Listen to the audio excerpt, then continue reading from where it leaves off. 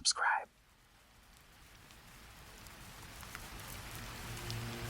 Once upon a crime, there stood a fortress in the hills of Hungary, a castle whose stones bore witness to both grandeur and whispers of horror.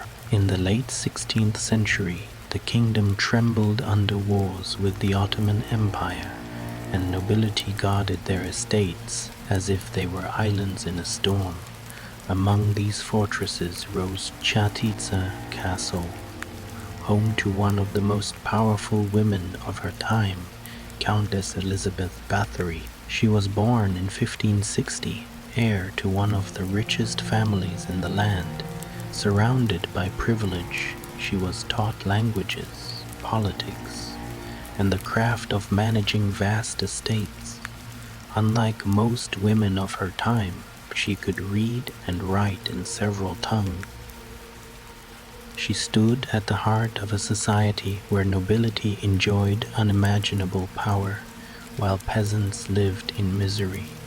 To the poor, lords and ladies were almost like gods, untouchable, unquestionable, but behind the thick walls of her castle, rumors claimed another story unfolded. And as winter nights grew long, villagers told tales of strange screams drifting down from the fortress. Whether born of truth or fear, the shadow of the castle stretched far across the land. Elizabeth married Ferenc na Dashti, a soldier celebrated as the Black Knight of Hungary. Their union joined two dynasties and secured immense wealth. Yet marriage did not tame her authority. When Ferenc was away at war, Elizabeth ruled the lands herself. She had the right to discipline servants, to mete out justice to peasants, and to oversee the lives of hundreds who lived under her shadow. This was a world of fear and obedience.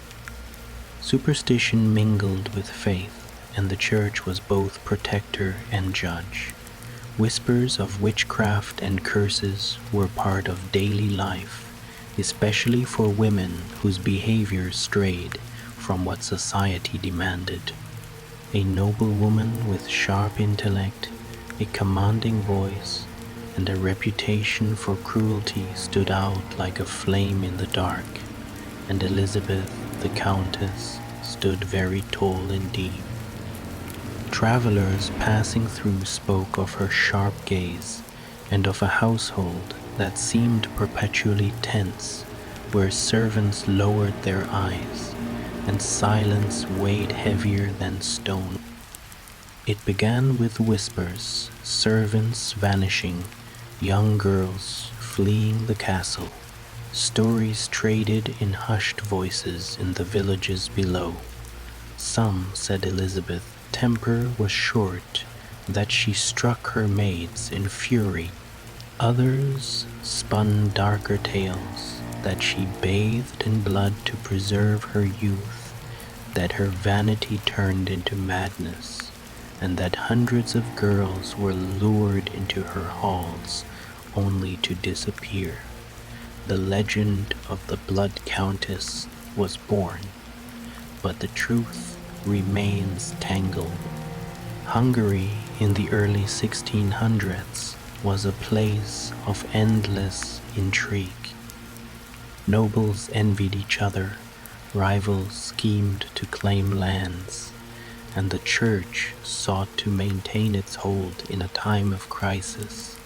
A powerful widow like Elizabeth Bathory was not just a woman, she was a threat to property, to patriarchal order, and to political balance. And so the line between crime and accusation blurred, just as mist blurs the outline of the castle at dusk. Even centuries later, historians debate how much of the story was true, and how much was woven by enemies eager to destroy her name. By 1610, the rumors had grown too loud to ignore.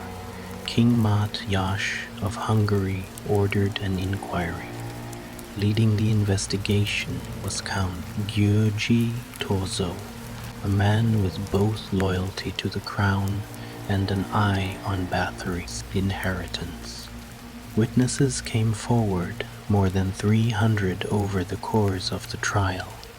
They told tales of whippings, needles, freezing baths, and mutilations.